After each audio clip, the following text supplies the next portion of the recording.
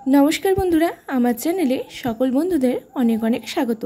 बंधुरा आज के आपनादेर शेयर करब घरे बसेई कि करे हेयर स्पा करब, स्पा क्रीम कि करे तैरी करब एबं सेटी किभाबे अ্যাপ্লাই करब तारই रेमेडी एकदम घरोया उपाये कम खरचे घरे थाका जिनिस दिए तैरी करब आज के स्पा क्रीम। बंधुरा आपनादेर चुल कि এই গরমে রুক্ষ শুষ্ক হয়ে থাকে এবং এখন গরম পড়েছে তাই হেয়ারে ঘাম জমে চুলে অবস্থা খুবই খারাপ হয়ে যাচ্ছে, হেয়ারটা একদম ম্যানেজেবল না, দিন দিন চুলটি রাফ ড্রাই ড্যামেজ হয়ে যাচ্ছে। এছাড়াও হেয়ারটা এতটা ফ্রিজি হয়ে থাকে যে কোনো শাইনি ভাবই নেই চুলে। সব সমস্যার সমাধান করবে আজকের এই হেয়ার স্পা ক্রিম বলুন বা কন্ডিশনিং বলুন, আজকের এই ক্রিমটি। এটির ব্যবহারে আপনার হেয়ারের পরিবর্তন অনিবার্য। এটি ইউজ করার পর হেয়ারের যত ড্রাই ড্যামেজ ফ্রিজিনেস আছে সব একেবারে উধাও হয়ে যাবে, সেটা আপনারা ব্যবহার করে মিলিয়ে নেবেন। এই স্পা ক্রিমটি অন্তত মাসে দুবার হলেও ইউজ করুন, দেখবেন চুলের খুশকির সমস্যা, চুল উস্কো খুস্কো হয়ে থাকে একদম ম্যানেজেবল না, সেটা রিকভার করবে এই হেয়ার স্পা ক্রিমটি। এটি হেয়ারে এতটা শাইন এনে দেবে এবং স্মুথ করবে হেয়ারটাকে, কেউ দেখলে পড়বে পার্লার থেকেই হেয়ার স্পা করিয়ে চলে এসেছেন। চলুন দেখে নিই কী কী লাগবে এটি তৈরি করতে। তার আগে আজকের ভিডিওটি ভালো লাগলে অবশ্যই লাইক শেয়ার করে দেবেন এবং আমার চ্যানেলে নতুন হলে সাবস্ক্রাইব করতে কিন্তু ভুলবেন না। প্রথমেই লাগবে কন্ডিশনার, আপনারা আপনাদের পছন্দ মতন কন্ডিশনার নিয়ে নেবেন। চুলের লেন্থ অনুযায়ী আমি 2 প্যাকেট নিয়েছি। এবার এটিকে ঢেলে নেব একটি পাত্রে। এরপর এর সাথে অ্যাড করে দেব অ্যালোভেরা জেল। কারো কাছে ফ্রেশ অ্যালোভেরা থাকলে সেটা নিয়ে নেবেন, ওটা বেশি কার্যকরী হবে। অ্যালোভেরা জেল নেব 2 চা চামচের মতো।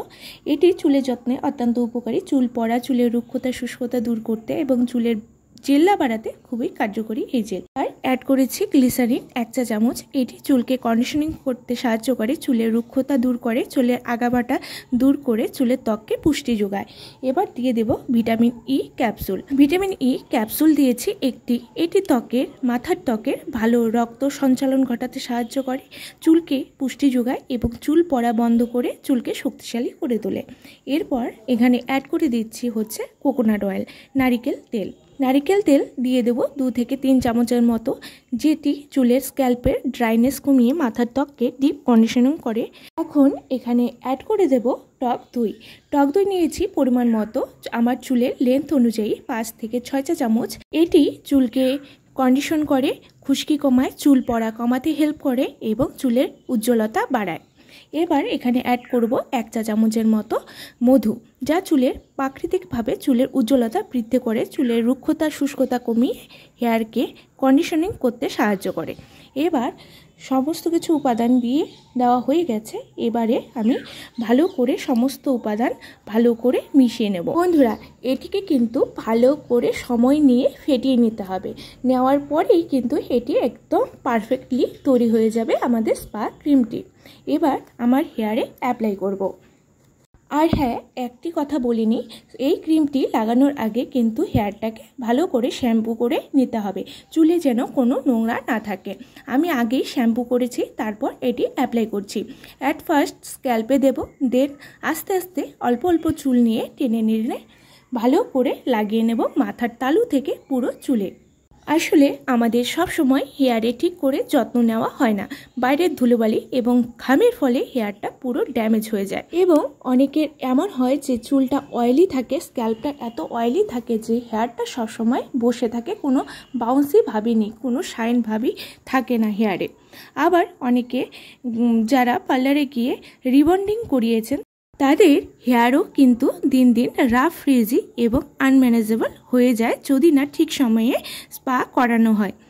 আর সব সময় পার্লারে গিয়ে স্পা করানো সম্ভব হয়ে ওঠে না, তাই বাড়িতেই কিছু ঘরোয়া উপাদান দিয়ে যদি অল্প খরচে বাড়িতেই স্পা করে নেন তাহলে আপনার হেয়ারও হয়ে উঠবে সিল্কি, শাইনি এবং স্মুথ।